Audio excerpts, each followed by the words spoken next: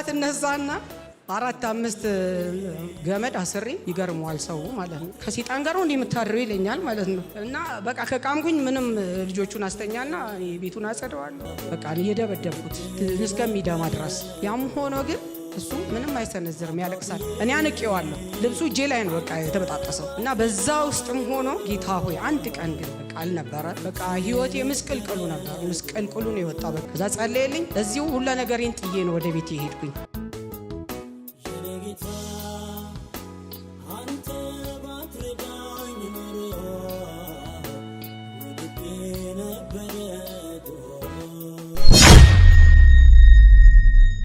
ሻሎም ቅዱሳን እንዴት ናችሁ? እኔ ድንቅ ነኝ። ረዳኝን፣ ያገዘኝን፣ ያጽናናኝን ብዙ ነገር ከጎኔ የሆነ አይዞሽ ሲለኝ የነበረውን እግዚአብሔርን እጅግ አድርጌ አመሰግናለሁ።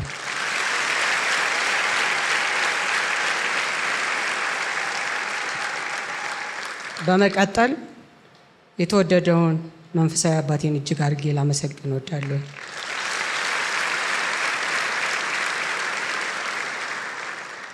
ስሜ እንደሰማችሁት ካሰች ጌታቸው ይባላል።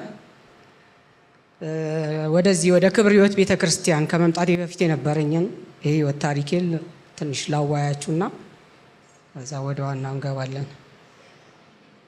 እና ጌታን እኔ ያገኘሁት ዛሬ አይደለም፣ ከ32 ዓመት በፊት ነበርና ግን በዛው አልቀጠልኩኝም። እምወዳት እናቴ ነበረችኝና በጣም እንትን ስትለኝ ስትቃወመኝ ብዙ ነገር ሆነና ተፈጠረና እኔ ወደ ኋላ ተመለስኩኝ።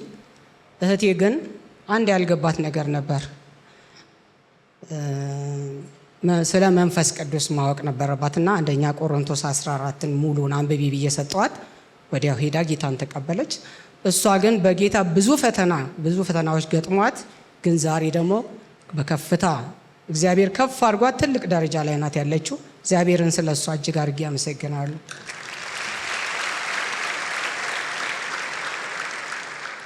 ከዛ በመቀጠል እኔ ወደ ዓለም ገብቼ ነበርና ያለውበት አካባቢ የሚቃምበት አካባቢ ነበርና እቅም ነበረ። ረጅም ዓመት እቅም ነበርና በቃ ህይወቴ ምስቅልቅሉ ነበር። ምስቅልቅሉ ነው የወጣው። በቃ ጌታን አግኝቼ ከተመለስኩ በኋላ ወዴት እንደሄድኩኝ አላውቅም።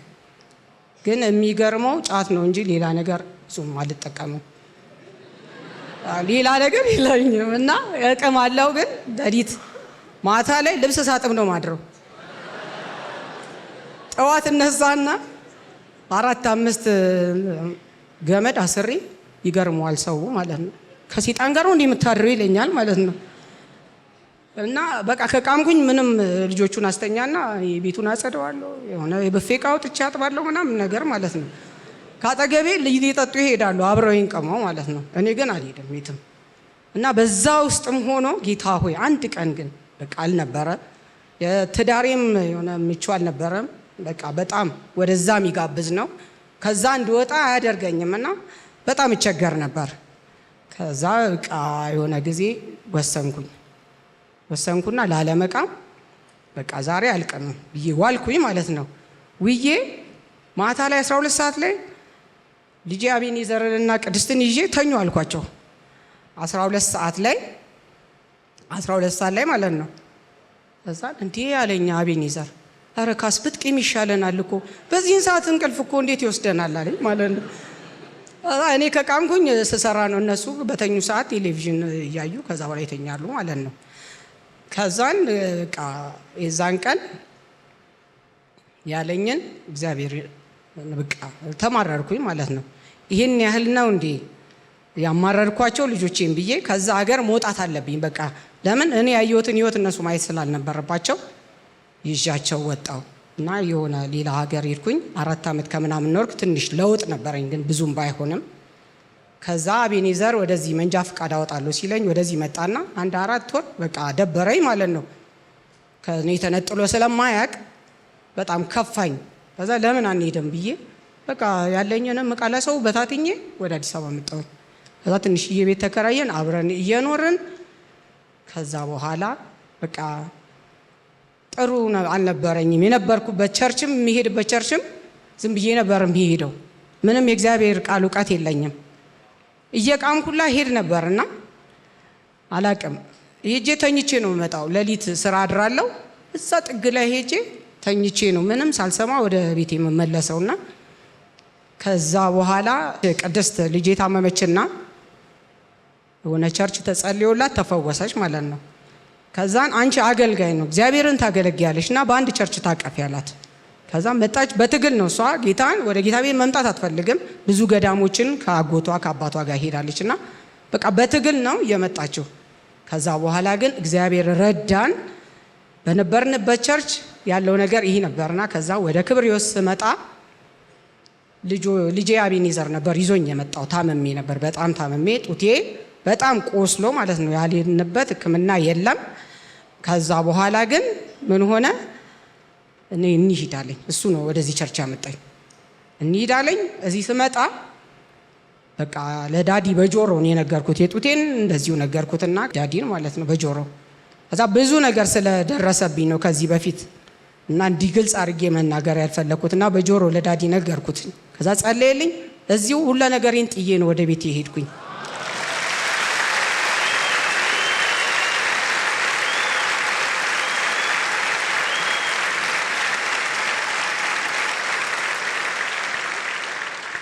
እና ለረጅም ዓመት ለ12 ዓመት ምናምን መድኃኒት ተጠቀም ነበርና በቃ ከዚህ እንደሄድኩኝ ተውኩት መድኃኒቱን በቃ አቆምኩት ማለት ነው። እና መድኃኒቱ በጣም ከባድ ነበርና እግዚአብሔር ይመስገን እግዚአብሔር ከብዙ ነገር ያስጠለናልና እዚህ ቸርች መጥቼ የሆነልኝ ይሄ ነውና በጣም እግዚአብሔርን እጅግ አድርጌ አመሰግነዋለሁ። በመቀጠል አቤኔዘር ከዛ በኋላ ጠፋብን። የሆነ ስራ ገባ ስራው ቢዚ ያደርገዋል 100 ምናምን መኪና ያለሱ ፊርማ አይወጣም ነበርና ያንንም ለካሱ ተደብቆ ይቅም ነበር እኛ አናቅም ይጠጣ ነበር አናቅም ያንንና የሆነ ሰዓት ኮቪድ ገባ ቤት ሆነን ሁላችንም። ከዛ በዛን ሰዓት ነው የሱን መጠጥም መቃሙንም ያወቅ ነው አናቅም። እዚህ ጋር 10 ብር አስቀምጬ ከሆነ ቤት ለልጆቹ ያሰርኩትን ምግብ ከተረፈ ይበላና ቺን ብር ልውሰድ ይላል። 1 ብር አይነካም ያለ ትእዛዝ እንደዛም ሱስ ውስጥ ገብቶ ማለት ነው። ያቺን ብር ውሰዳት እለዋለሁ ያሳዝነኛልና ይዟት ይሄዳል። ማታ ነው የሚመጣው። ሲመጣ ሌሊት ተከተሉኝ ይለኛል። በጫማ መሮጥ በነጠላ ጫማ መሮጥ ስለማችል በባዶ እግሬን ነበር የምሮጠው ወደ ውስጥ በአንተና አዳራሽ ጨለማ በእግሬ ሮጬ እንደገና በዚህ ነኝ ይለኛል። እንደገና መለሳለሁ ማለት ነው። በቃ ውሃ ውስጥ ገድለው ከተውብኛል በቃ ብዬ ነበር ብቻዬን ነበር የምሮጠው ሌሊት 6 ሰዓት 7 ሰዓት። ከዛ በኋላ ግን ጧት ስነሳ እግሬ መሄድ ያቅቷል። በዛ ስቃይ ውስጥ በቃ በማክስ ቁልፍ እህቱ ታስቀምጠለታለች። እኔ ደግሞ የአትክልት ስራ ነበር የምሰራው። ደክሞኝ እመጣለሁ ተኛለሁ። የመጨረሻ ቀን ምን ሆነ ተኝቻለሁ ደክሞኝና ቁምሳጥኑና አልጋዬ አንድ ላይ ነበር እንደዚህ ጎን ለጎን። ቁምሳጥኑን ሲከፍተው በፓወር ነበር የከፈተው። ከዛ ነብይ የተነሳ አንቄው በቃ እየደበደብኩት እስከሚደማ ድረስ። ያም ሆኖ ግን እሱ ምንም አይሰነዝርም ያለቅሳል። በር ተቆልፎ ነበር። እህቱ ትጮኸዋለች በቃ ሰው እንዲደርስ። እኔ አንቄዋለሁ። ልብሱ እጄ ላይ ነው በቃ የተበጣጠሰው። ከዛ እኔ ደክሞኝ አንተ እንደዚህ ሆነ ለምን ታሰቃየናለህ ምናምን ብዬ አልቃስኩኝ። በቃ የዛን ቀን ከፋኝ እውነት። እኔ በቃ ለዚህ ደረጃም አልጠብቀውም ነበርና መጨረሻ ግን ለካ ያቺ የመጨረሻ ቀን ነው። በጠርሙስ ሁሉ ተመቶ ሳይፈነከት ነው የመጣው።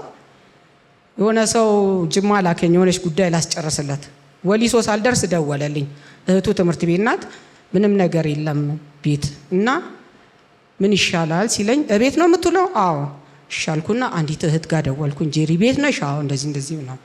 ሄደ ብር ውሰድ አልኩት። የኬሌ ቤት ሄደ ብር ውሰድ። ሄደ ወሰደ። መጣ ምስር ገዝቶ ወጥ ሰርቶ እንጀራ ምናምን አስተካክሎ እህቱ ስትመጣ አላመነችም። ቤት ስታየው በጣም ነው የደነገጠችው። ከዛን አብረው ምሳ በልተው ምናምን በንጋታውም ቤት ነው። ኪታ ሆይ አልኩኝ። ሮብ ነበር የሄድኩኝ። አርብ ተመለስኩኝ። ስመለስ ቸርች ትሄዳለህ አልኩት። ቅዳሜ አሁን ሄዳለሁ አለ። እሺ አልኩኝና በቃ ብር አዘጋጀው። ሂዱ እናንተ ብዬ ልጁን ትንሹን ይዤ እቤት ሆንኩኝ። ከዛ በቃ ወደ ቸርች መምጣት በቃ እየጠነከረ ያንን ስልኩን ሁሉ 29 ቤት ስልክ ነበረው አጥፍቶ 12 ቤት ስልክ ነው የቀየረው ላያገኛቸው ለአንዴና ለመጨረሻ ጊዜ። ከዛን ስልኬን ቀየርኩኝ አለኝ። ለምን አልኩት። አይ ማንም እንዳያገኘኝ። ጥሩ መልካም እግዚአብሔር ይመስገን አልኩኝና ምንም አላልኩትም። እዛን በቃ እግዚአብሔር ረዳን ብቻ አላቅም። የሆነ ጊዜ በጨለማ ነበር የመጣሁት፣ ጨልሞብኝ እዚህ ቸርች መጣሁ። ልጄ ነበረች የላከችኝና አንድ ወንድማችን አለና እሱን አናገርኩት። አናግሪ ብላኝ ጸለየልኝ። ስወጣ ጨለማዬ ሁሉ ተራግፎ ነው የወጣሁት። ስለ አቢኒ ነው ግን ጸልይልኝ ብዬ ስለ አቢኒ ዘር ነበረ ያልኩት። ጸለየልኝ። ጨለማ ለብሼ ነው የመጣሁት፣ ግን ጨለማዬ ከላይ ላይ ተገፎ ነው የሄድኩት። ከዛ በኋላ የብዙ ሰዎች ጸሎት ነበር፣ የብዙ ሰዎች መቃተት ነበር። ጌታ ረድቶን ወደ ቤቱ ተመልሷል። እና አሁን እኔ እግዚአብሔርን የማመሰግነው ምንድን እንደሆነ ልንገራችሁ። በዛን ሰዓት ሄዶብኝ ቢሆን ኖሮ በጣም አዝን ነበረ። እዛ በጨለማ ሰዓት ቢሆን ኖሮ በጣም አዝን ነበር። ግን እግዚአብሔር መልካም ነው።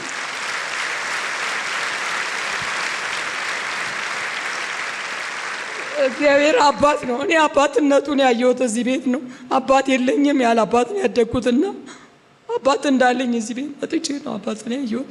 እና አምጥቶት ጌታ በቤቱ ቀርጾ ጌታን እያገለገለ ወደ ቤቱ እንዲሄድ እውነት እግዚአብሔር አባት ይለያል፣ ለእኔ ደግሞ ይለያል።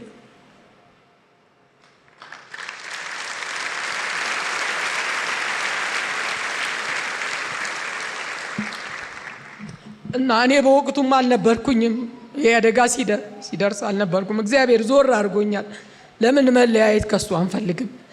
እና ተጣብቀን ነበረ የኖር ነው ያሳደግኳቸው። ያለ አባት ነው እየተንከራተትኩ ያሳደግኳቸው። እና መጨረሻ ግን እግዚአብሔር እኔን ዞር አደረገኝ። የሚሆነውን እሱ ስለሚያውቅ ነው። እዛ ግን ውስጤን ያጽናናኝና ያስደሰተኝ ነገር ቢኖር የእሱ መሄድ አልከፋኝም። ግን እኔ ባልኖር መንፈሳዊ አባቱ እጁ ላይ ሆኖ የሚወደው ከልቡ ነው አቢን የሚወደውና እሱ አጠገቡ ነው የሚወዳቸው ጓደኞቹ አብረውት ወንድሞቹና እህቶቹ ባሉበት እሱ ወደ ጌታ መሄዱ ለእኔ ክብር ነው። እውነቴን ነው። በዛ ጨለማ ቢሆን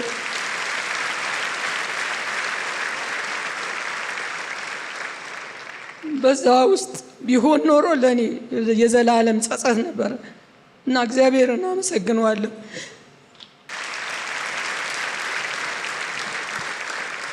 ፋውንዴሽን ስማር ደግሞ ይሆነልኝ ልንገራችሁ። ፋውንዴሽን በመማር ሰዓት እያንዳንዳቸው ነገሮች ከላይ ላይ እንደ ቅርፊት ነው እየተራገፉ የሄዱት።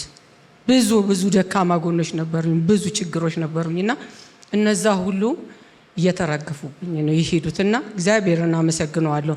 እኔ ምንም የእግዚአብሔር ቃል እውነት የለኝም፣ ግን ጌታን ስለምወደው ብቻ ነበረ የሚሄደው ቸርች።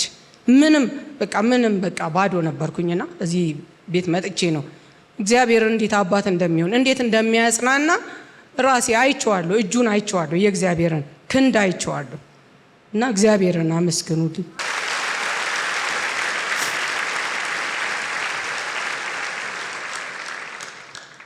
እና በረጅም ዓመት ለ12 ዓመት በጣም ብዙ ፋይሎቼ ሲገላበጡ ወደ ሌላ ቦታ ሲሄዱ ሲጠፉ እንደገና እያደራጀው ስሰጥ በዚህ በማብራት ዓመታችን እግዚአብሔር አባት አይደል? ድንቅ አምላክ አይደል?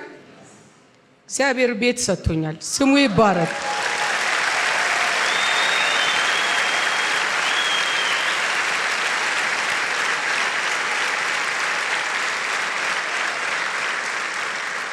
ስራም አልነበረኝም፣ ስራ እግዚአብሔር ሰጥቶኛል።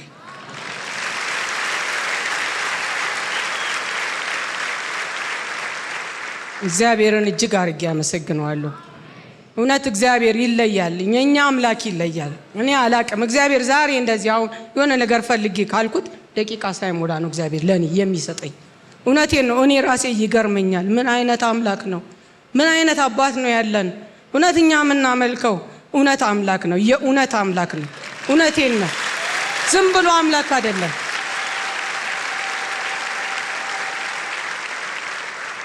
ዝም ብለን አይደለም የምንመላለሰው፣ እሱን ይዘን ነው የምንመላለሰው፣ የምንወጣው፣ የምንገባው። እና እግዚአብሔር እኔ ብዙ ነገር አድርጎልኛል።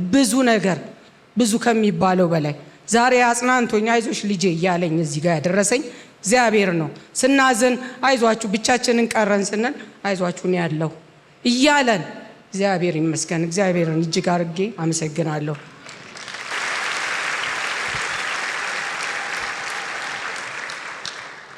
ዳዲ መንፈሳዊ አባቴን እጅግ አድርጌ አመሰግናለሁ። በሁሉ ነገራችን ላይ ከጎናችን አይዟችሁ አለሁላችሁ እያልክ አባት ሆነ።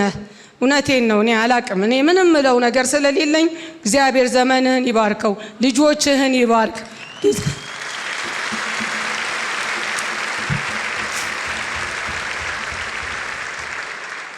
ማማ ቁሜ እግዚአብሔር ይባርክሽ እናቴ። ከጎኔ ነሽ፣ ሁሌም ከጎኔ ነሽ። አይዞሽ እያልሽኝ እጄን እየያዝ የመከርሽኝ እየጸለይሽልኝ እዚህ አብቅተሽኛል። አመሰግናለሁ ማማዬ፣ እወድሻለሁ እናቴ።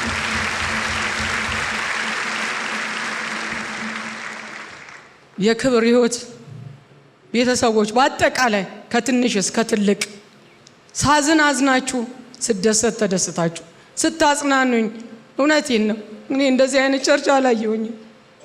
እግዚአብሔር ዘመናችሁን ይባርክ። እግዚአብሔር ይባርካችሁ። አመሰግናለሁ። ሻሎም።